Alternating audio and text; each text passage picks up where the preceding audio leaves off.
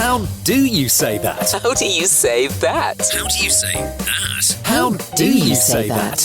Hello and welcome to today's episode of How Do You Say That, the podcast that celebrates voice actors, scripts and individual quirks. And speaking of quirks, let me introduce my co-host and partner in crime, Sam Boffin. Now, today's fun fact about Sam is that she likes a very unusual biscuit. No custard cream for this girl. Oh, no. She likes a brandy snap. That's very highbrow, Sam. It's very highbrow.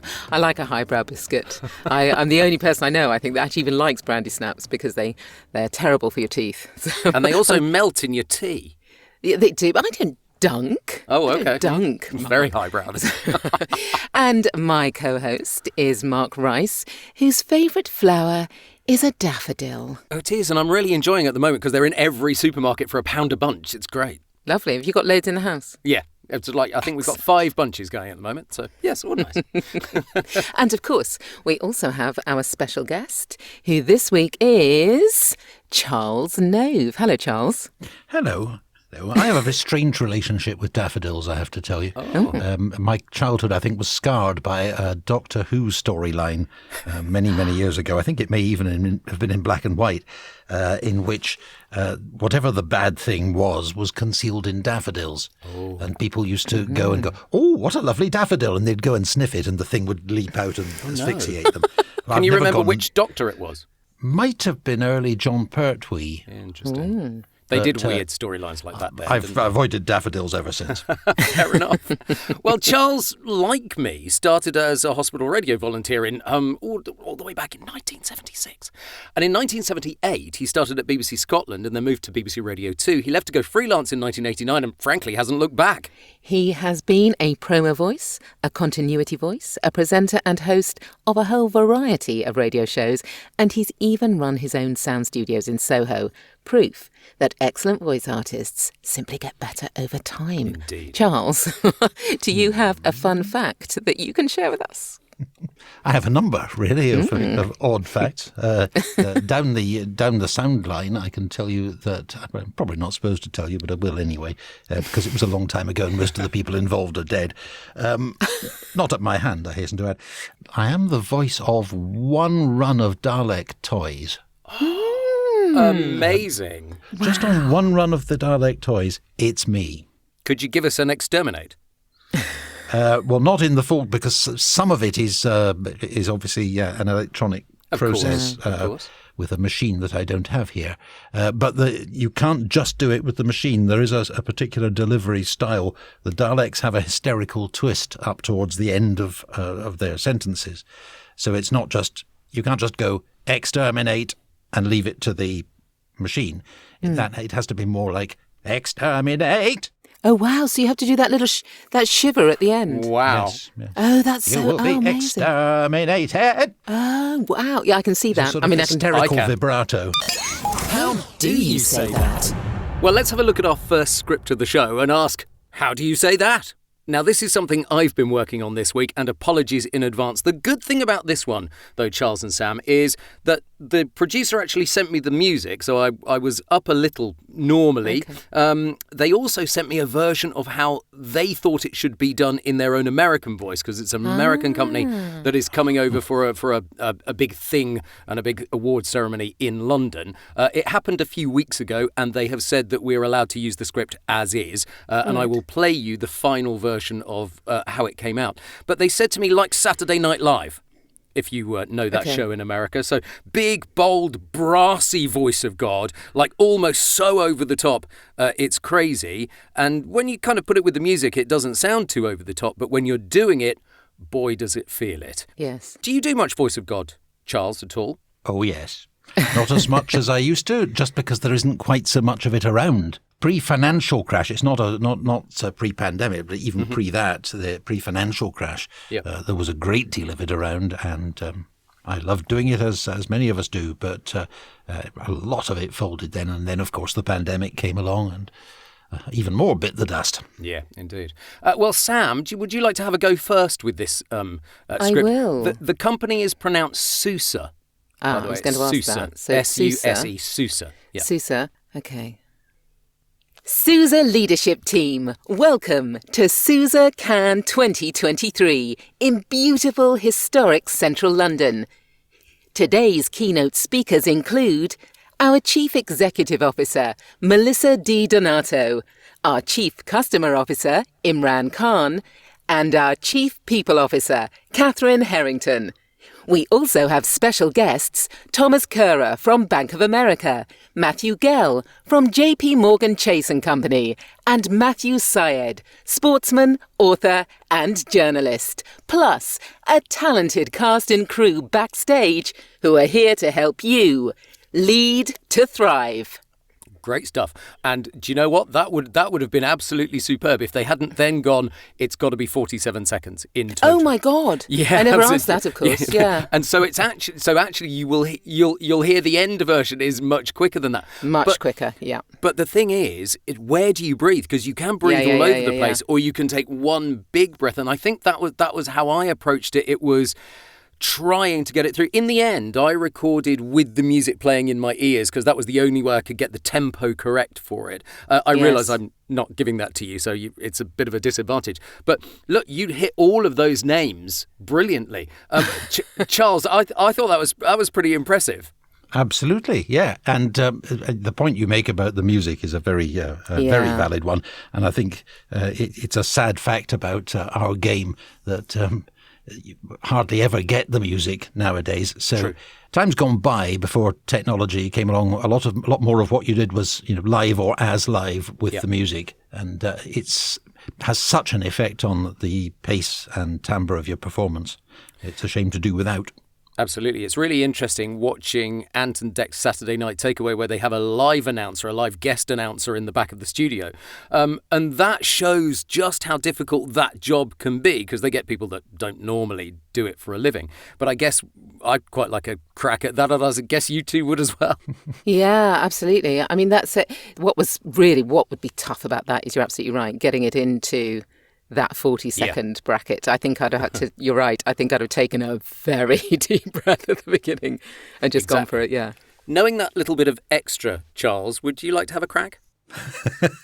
Most certainly. In my finest.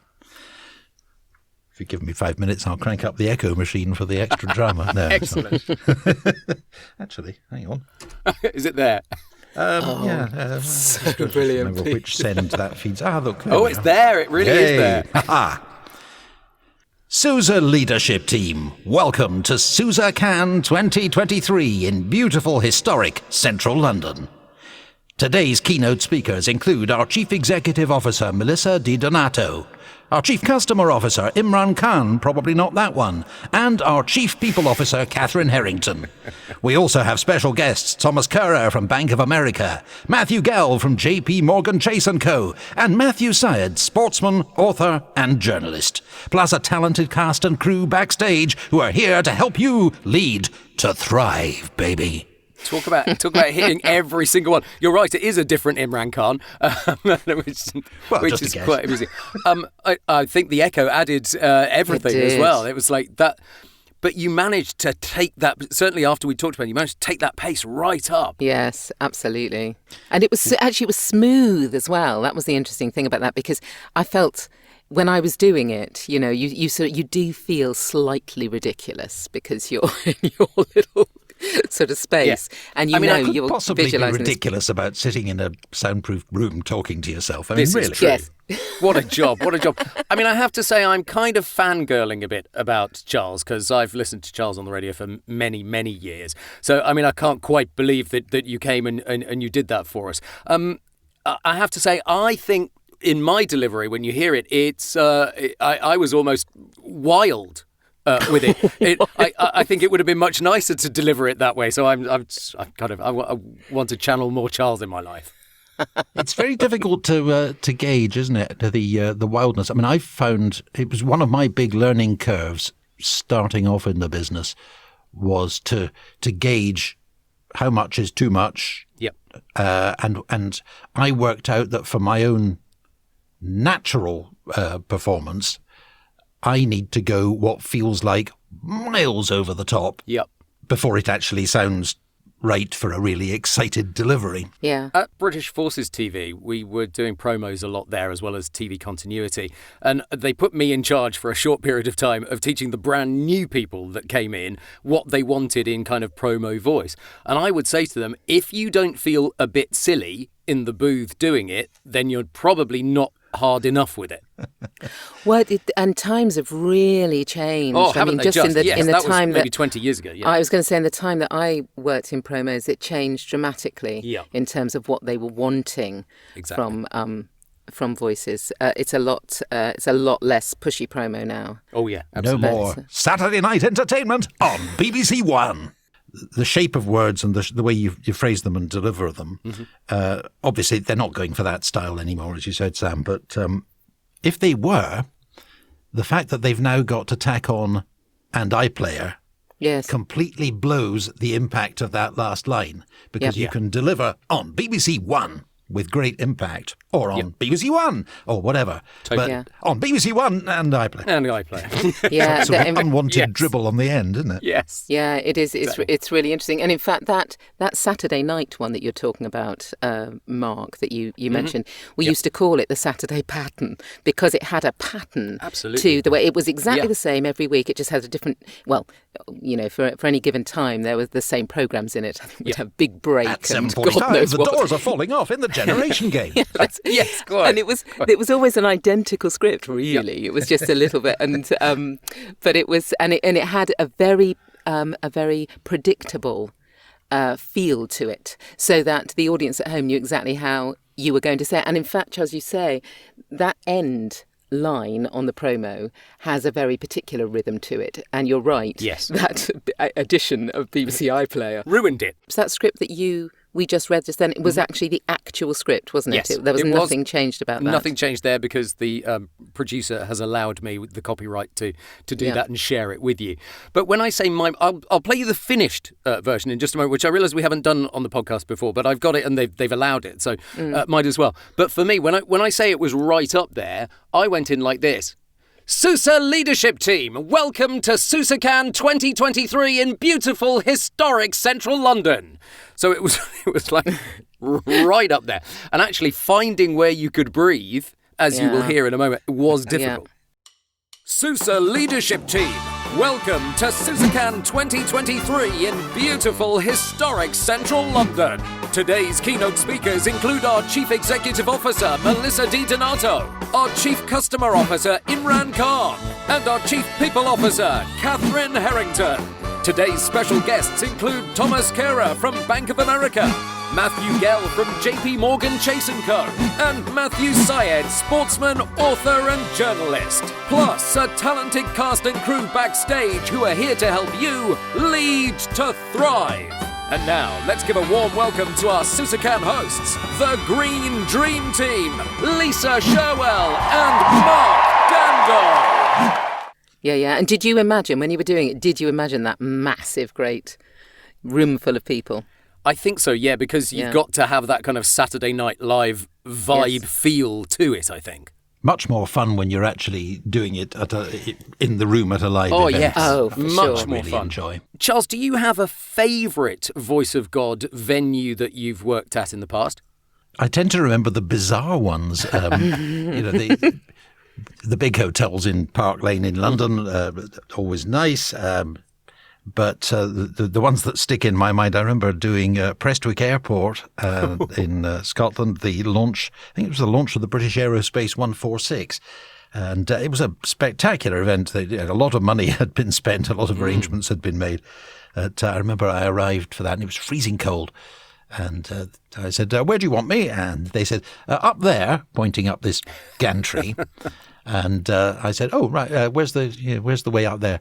Oh, there's a ladder on the side. Oh, right, okay. So up vertical ladder, wow.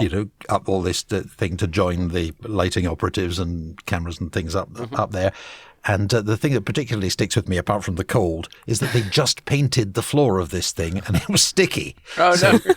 I sat down and when I came to move it, I was stuck to the floor, my word. and frozen rigid. How do you say that?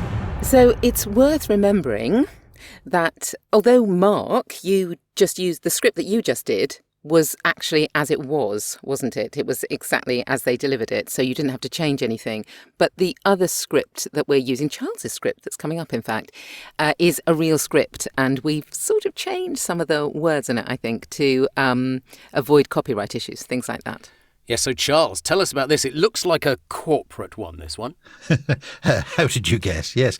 It is actually, it's for an awards ceremony, not performed live. This was for a video introducing the winners or the nominees in various categories. Right. We all face these, of course. You get odd bits of terminology that make you go, what? Yeah. What's that? And it very much helps to understand. It's not completely essential. It's only about 99% essential that you understand the words you're reading. That's one of our last advantages over the AI vocal option. True. We do actually understand the sense of what we're trying to deliver. Yes, I must admit, I looked up one word. There was which is that glue lamb. I did look up to think, because I didn't know what it was. I've actually done a corporate with that in it before, so I knew what that was. Yeah. It's amazing what you learn, isn't it, in these things? And of course, this contributes to my theory that one of the most dangerous things in a crisis, in a true crisis, is a bunch of voiceovers. Because we'll all sound authoritative as if we know what we're doing, but we're completely useless. So don't worry, there is no cause for alarm. Yes, there is. Panic. There is no cause for alarm. Which of us would you like to get to have a bash first? Well, I think Sam is definitely the one for the job. Excellent. Really? Oh, I'm so happy that I'm the first. Okay. This major reuse project championed the use of mass timber in the commercial sector to create an adaptive space which is responsive to the needs of the end users. A lightweight CLT and glulam structure has been used to extend the existing concrete frame, increasing the building from 2 to 6 stories and adding 60,000 square foot. Around 70% of the original structure was retained, and the new timber extensions store over 400 tonnes of biogenic carbon. It's quite dry, isn't it? Isn't it? Quite dry and technical. Did I make it sound a bit dry and technical? No, I don't mean you made it sound that way. I'm just saying the script is a bit dry. This is when you don't want a producer saying, do you know, it sounds a bit dry and technical. Could you put more romance into it? Yes, I could sex it up a bit, probably, if I wanted to. But I was loath to do too much because it could get a bit sing-songy, couldn't it? It could get a bit... Yeah. I don't know. I suppose I could have a bit of fun with it. Well, we have got the wildcard section coming up, so you never know, Sam. You never know. You're right. Shall I have a go at this one? Go for it. I'll bet you a bucket of glue lamb it goes well. We'll try. This major reuse project championed the use of mass timber in the commercial sector to create an adaptive space which is responsive to the needs of end users. A lightweight CLT and glulam structure has been used to extend the existing concrete frame, increasing the building from 2 to 6 stories and adding 60,000 square feet. Around 70% of the original structure was retained, and the new timber extensions store over 400 tonnes of biogenic carbon. It went very well. That was great. Again, you're much tougher than I am, I think, on it anyway, just generally. I don't think I was as tough as that. I need to toughen up a bit, I suspect, with things like this. I'm fascinated to hear how the beautiful voice of Charles Nove did, though. Can I do it as Ian McCaskill, the late weatherman? Oh my God, please. This major reuse project championed the use of mass timber in the commercial sector to create an adaptive space which is responsive to the needs of the end users. That is brilliant. I would like to hear how you actually did it, though. This major reuse project championed the use of mass timber in the commercial sector to create an adaptive space which is responsive to the needs of the end users.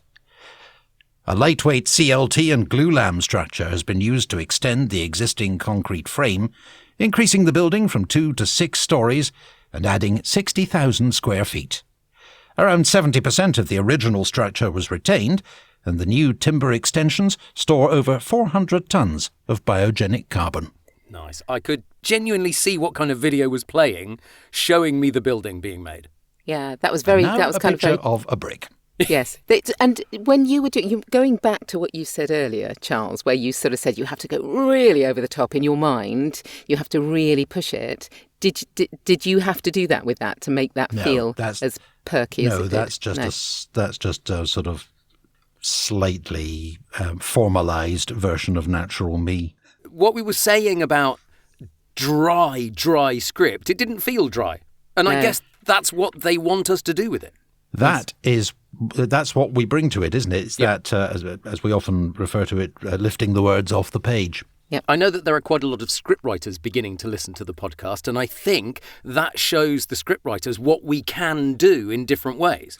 Yeah, and thinking a lot about the oncoming threat of AI voices and so on, with enough effort, you can probably program an AI voice to do all that.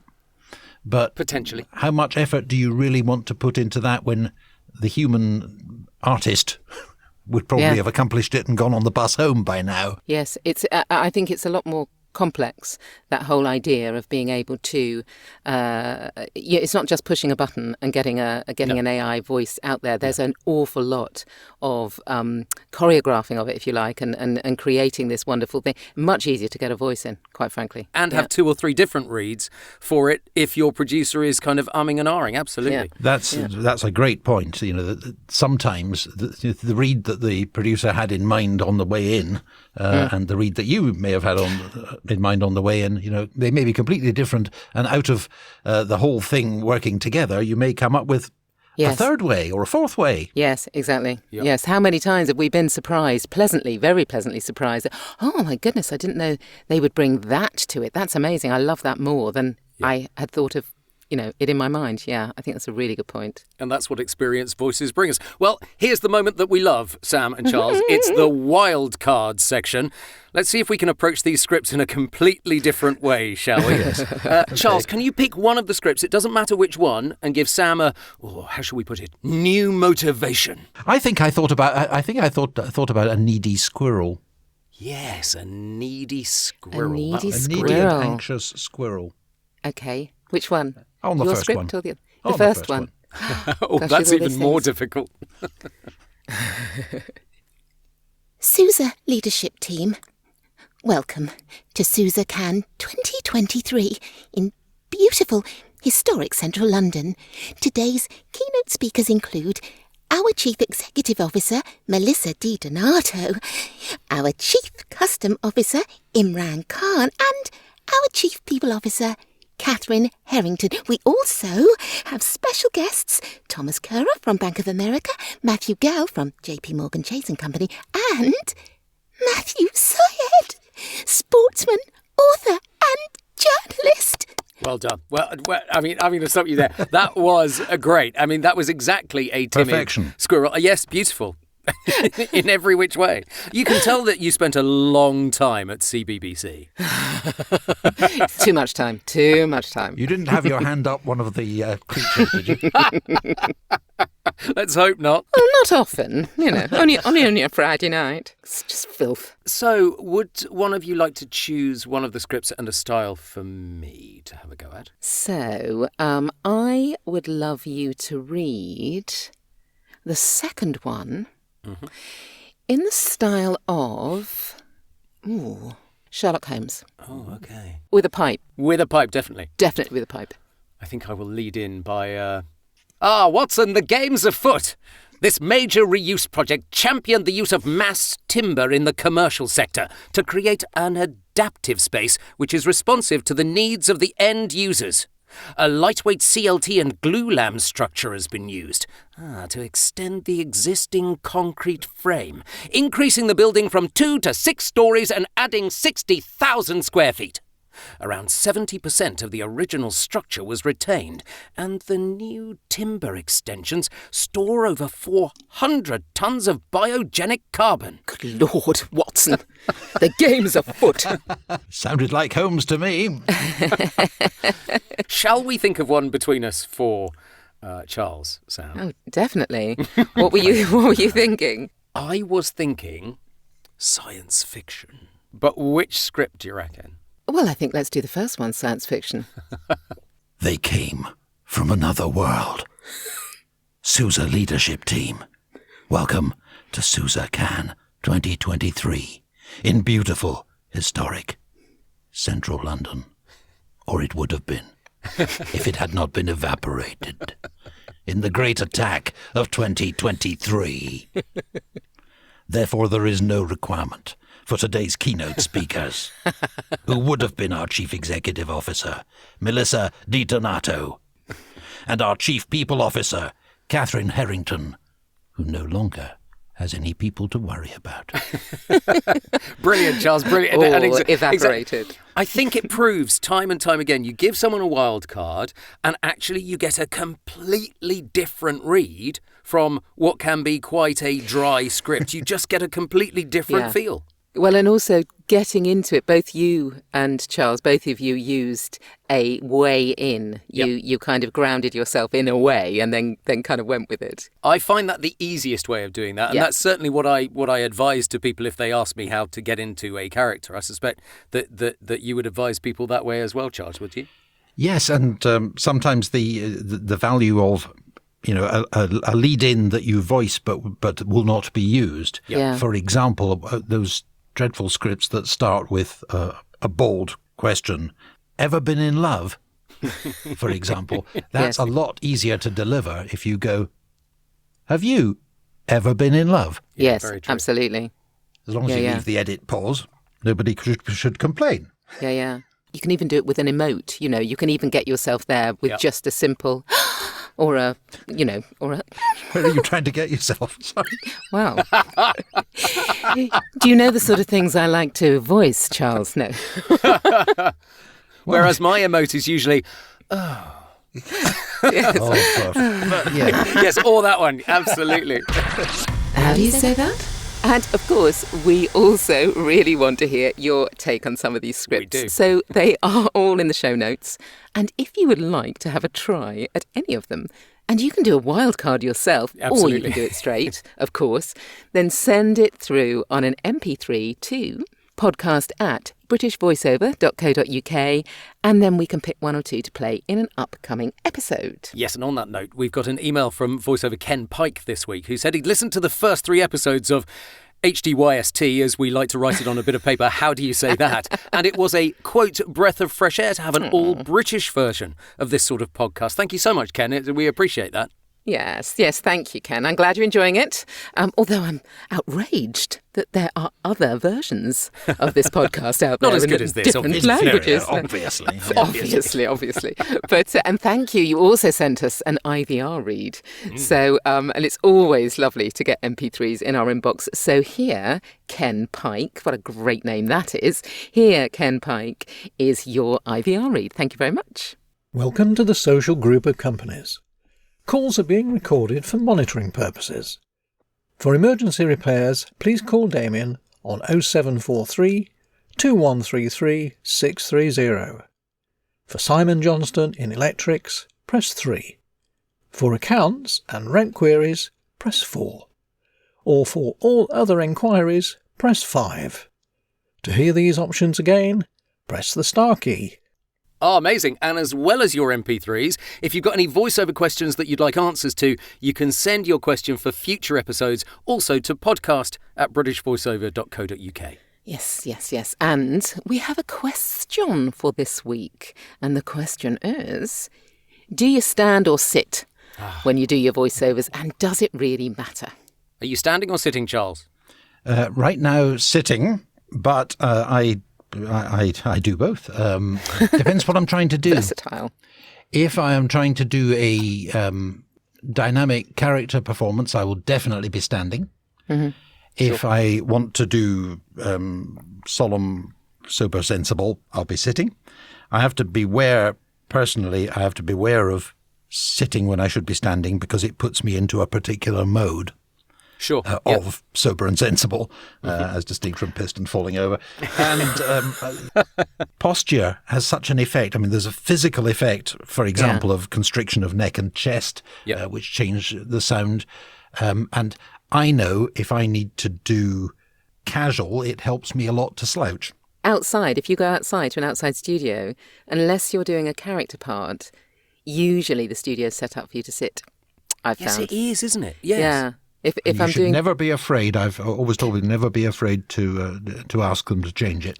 Yeah. Because it's your performance. I've said to so many people over the years as well, if you have done a take of something that the production has said, yeah, that's great, thanks, but you know that it wasn't quite right, or it wasn't your best, or you've got a better one, make them do another one. Yes. Because the law of sod has a part to play in this. That take that you did that you know isn't quite your best, that will turn out to be the long runner that goes on all media forever. And every time you hear the bloody thing, you'll go, oh. I did that the other day, actually. I was doing an advert, and I thought, I want to stand for this. I'm gonna be too slouchy if I sit. And they sort of had to change it. But it doesn't take long to change a studio, to be honest. It doesn't take much to lift a mic. Quite. But yeah, never be afraid to ask. You're absolutely right. I stand most of the time. Certainly in my booth, I've got it set up to stand. I can sit with it. Whereas when I used to be on the radio, I always used to sit because, I mean, it's Charles, it's more personal talking to one person, isn't it? Yes, and it is Yeah. talking to one person. Some people actually like to to visualize the one person. I don't, but I do very much bear in mind that it is a one-to-one thing. Charles, it has been fascinating to talk to you, and thank you so much for joining us on the podcast. Remember, all of Charles's details can be found in the show notes, and we will listen to you in the mornings. Definitely, definitely. The 5 a.m. alarm is not that far away. Oh dear, not so nice.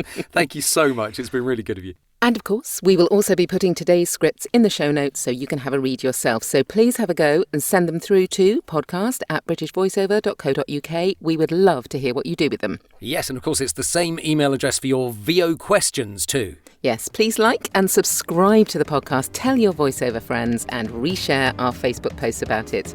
All of that kind of thing. Okay, and that's it for this week. But of course, we'll be back next week with more scripts and another voiceover guest when we'll be asking... How do you say that? Shall we try it again? We can try it again. Would you like Let's to go try for it again? Let's have the emphasis on the word say this time, shall we? Okay. When we'll be asking... How do you say that? that? How do you say that?